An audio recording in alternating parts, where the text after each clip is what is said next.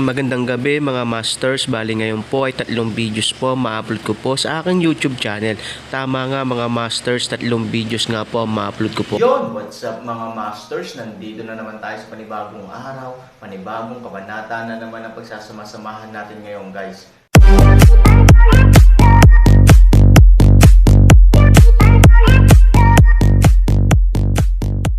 Bali mga masters, kung bago ka pa lang po sa aking YouTube channel, please click the subscribe button, lalong-lalo na po yung notification bell guys, para maging connected pa rin tayo sa isa't isa at maging updated kayo sa mga susunod ko pang video.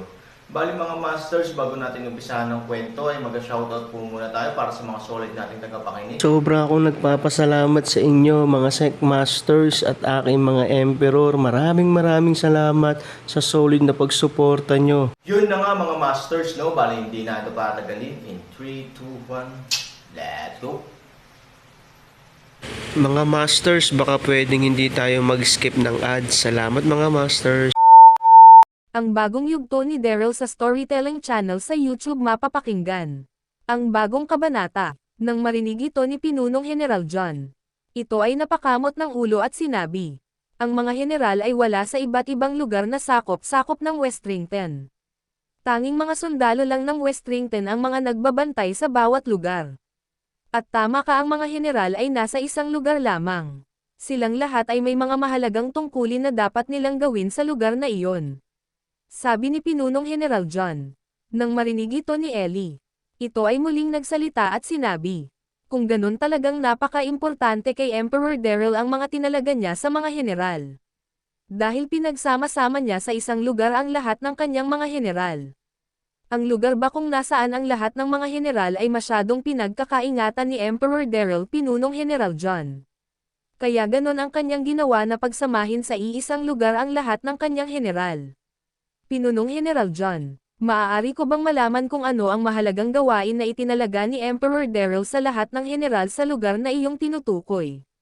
At bakit ganon na lang ang naging pasya ni Emperor Daryl? Sagrado ba para kay Emperor Daryl ang lugar kung nasaan ang mga general? Sabi ni Ellie, nang marinig ito ni Pinunong General John. Ito ay napakamot ng ulo at sinabi, Nako, gusto ko man sabihin sa iyo ngunit ito ay masyadong pribado. Binilin sa amin ni Emperor Daryl na wala kaming ibang pagsasabihan tungkol roon. Kaya paumanhin Miss Ellie, hindi ko masasabi sa iyo ang importanteng gawain na ginagawa ng mga general. Ngunit, kung nais mo silang makita ay maaari kang sumama sa akin pagtungo roon. Kung ikaw ay sasama sa akin makikita mo muli si General Hyper. Dahil ako ay aalis ngayon at magtutungo sa kanila. Total wala ka din naman magawa, kaya kung iyong nanaisin ay maaari kang sumama sa akin para makita mo ang mga magigiting na general ng Westrington. Sabi ni Pinunong General John. Nang marinig nito ni Ellie, ito ay medyo nagulat at hindi makapaniwala. At si Ellie ay nagsalita at sinabi, Totoo ba Pinunong General John? Nais mo ikaw ay aking samahan magtungo kung nasaan ang mga general? Nakakatuwa naman na ang isang mataas ang katayuan na tulad ng isang pinunong general ay nais isama ang isang tulad ko na isang kasambahay lamang. Nakakahiya Pinunong General John kung ako ay sasama sa iyo magtungo sa mga general. Sabi ni Ellie, nang marinig ito ni Pinunong General John. Ito ay napakamot ng ulo at sinabi, Nako, huwag kang magsasalita ng ganyan kapag nakabalik na si Emperor Daryl. Ayaw niya ang mga ganang mga salita. Dahil para sa kanya lahat tayo ay pantay-pantay ng katayuan sa kanyang imperyo at kaharian. Magkakaiba lang tayo ng mga gawain ngunit tayo ay pantay-pantay dito. Kaya wag mo nilalang ang pagiging kasambahay at wag mo ibaba ang iyong sarili. At bakit ka mahihiya? Ako naman ang nagsabi na sumama ka sa akin. Tatanungin ulit kita Miss Ellie, nais mo bang sumama sa akin? Sabi ni Pinunong General John nang nakangiti. Nang marinig ito ni Ellie, ito ay ngumiti at sinabi, paumanhin kong nasabi ko iyon Pinunong General John. Maswerte talaga kami ng aking mga kasamahan na nandito kami sa Westrington, lalo na sa mismong imperyo. Dahil ang mga nilalang dito ay sobrang nagtataglay ng kabaitan tulad mo Pinunong General John at ni Emperor Daryl. Salamat talaga dahil dito kami dinala ng aming kapalaran na magsilbi sa palasyo ni Emperor Daryl. Pinunong General John. Nais kong sumama sa iyo na magtungo kung nasaan ang mga general. Nais ko silang makita at makasalimuha. Alam ko na silang lahat ay nagtataglay din ng mabuting puso at pag-uugali tulad mo. Kaya mas naging excited ako na makita sila. Pumapayag na ako Pinunong General John na sumama sa iyo. Sabi ni Ellie. Nang marinig ito ni Pinunong General John. Ito ay ngumiti at sinabi. Mabuti naman kung ganun. Kung maaari lang. Mag-antay ka na lang sa akin dito, ako ay kukuha na muna ng iilang piraso ng alak. Sa iyong mga kasamahan para madala natin iyon sa mga general. Antayin mo na lang ako dito. Sabi ni Pinunong General John. Nang marinig ito ni Ellie, ito ay nagsalita at sinabi. Pinunong General John, kung mamarapatin niyo ako na ang gagawa na kumuha ng ilang mga inumin sa silid hapagkainan kung nasaan ngayon ang aking mga kasamahan. Kung maaari lang ikaw na lang ang manatili dito habang kinukuha ko ang mga alak na dadalhin natin. Nais ko din kasing magsabi sa aking mga kasamahan na ako ay sasama sa iyo. Baka ako ay kanilang hanapin pagtapos nilang uminom ng alak. Baka mag-alala silang lahat sa akin kapag hindi nila ako nakita mamaya. Sabi ni Ellie, nang marinig ito ni Pinunong General John. Ito ay ngumiti at sinabi, huwag kang mag-alala, ako na ang kukuha ng mga alak roon at sasabihin ko din sa iyong mga kasamahan na ikaw ay aking isasama na magtungo sa mga general. At ang mga alak ay medyo may kabigatan kung ilang piraso ang iyong hahawakan. Kaya ako na ang gagawa na kumuha. Mag-antay ka na lang dito sa akin. Sabi ni Pinunong General John.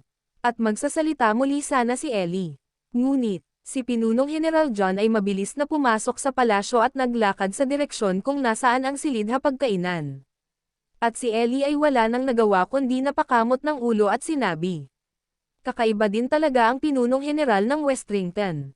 Napakamabuti niya, din. Ngayon lang ako nakakita ng ganyang klaseng Pinunong General at dito pa mismo sa kilalang bansa na Westrington. Masasabi ko na natatangi ang Westrington na may mabuting Pinunong General. Maswerte talaga kami dahil nakilala namin at nakita kami ng isa sa mga general ng Westrington na si General Hyper.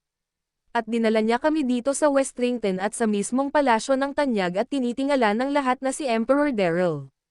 Kundi nangyari iyon, baka kami ng aking mga kasamahan ay nananatili paring palaboy. Na kung saan-saan na lamang napapadpad. At maswerte kami dahil kami ay sama-sama parent ngayon. Mahirap makahanap ng mapagsisilbihan namin kung kami ay magkakasamang lahat.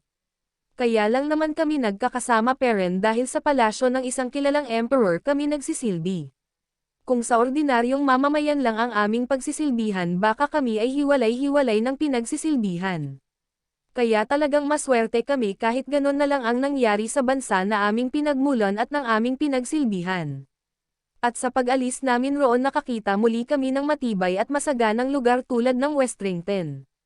Bulong ni Ellie sa kanyang sarili habang pinagmamasdan si Pinunong General John na naglalakad sa hallway. Samantala, habang naglalakad si Pinunong General John patungo sa silid hapagkainan, si Pinunong General John ay napabulong sa kanyang sarili at sinabi, tama ba ang aking gagawin na isasama ko ang isang kasambahay ng kaharian ni Emperor Daryl?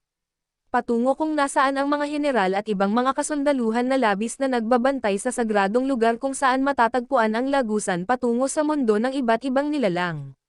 Baka ano ang isipin ng mga general kung bakit nagdala ako ng isang kasambahay sa lugar kung nasaan sila. At baka ano na lang din ang isipin ng ibang mga kasambahay kung ipapaalam ko sa kanila na isasama ko si Miss Ellie. Nako, baka bigyan nila ng ibang kahulugan ang gagawin kong ito. Dapat ko bang hindi na isama si Miss Ellie sa aking patutunguan? Subalit kung hindi ko namang itutuloy isama siya, baka si Miss Ellie ay magkaroon ng sama ng loob sa akin. At baka isipin niya na wala akong isang salita. Bilang isang pinunong general, dapat may katangian ako na tumutupad sa aking mga sinasabi at pinapangako. Mukhang nagkamali talaga ako ng pasya na mag-alok na sumama na lang sa akin si Miss Ellie. Umaasa na siya na kami ay magtutungo sa mga general ng Westrington. Kanina habang sinasabi ko iyon, napansin ko sa mukha niya ang saya nang marinig niya ang ganong mga salita. Lalo na gustong-gusto niya talaga makita din si General Hyper. Tuldok, kung hindi ko talaga gagawin na hindi na siya isama, nakakatiyak ako nakakamuhian niya ako. At tatanim sa kanyang isipan na wala akong isang salita. Kaya bahala na isasama ko na lang siya, at kung magtanong ang mga general kung bakit ko sinama ang isa sa mga kasambahay ni Emperor Daryl, mag-iisip na lamang ako ng magandang dahilan. At sa mga kasamahan ni Miss Ellie na mga kasambahay, Baka hindi ko na din sabihin sa kanila na dadalin at isasama ko si Miss Ellie ngayon sa lugar kung nasaan ang mga general. Tama, hindi ko na lang sa kanila ipapaalam. Bulong ni Pinunong General John habang naglalakad. Makalipas ang ilang minuto, si Pinunong General John ay nakarating na sa harapan ng pinto ng silid hapagkainan. Naririnig mula sa labas ng silid hapagkainan ang mga tawanan at nagsisayang boses ng mga kasambahay. At si Pinunong General John ay kumatok ng 2 katok at sinabi, "Ako ito si Pinunong General John. Papasok na ako," sabi ni Pinunong General John. Yun na nga mga masters, no? Bali panibagong kabanata na naman yung natapos natin ngayong gabi. Muli, maraming salamat po talaga sa walang sawang suporta po sa aking YouTube channel na talagang inaabangan nyo po ang bawat upload ko po. Bali mga masters, magkita-kita ulit po tayo bukas ng gabi at ngayon po ay magpapaalam po muna tayo. Bali mga masters, bye-bye!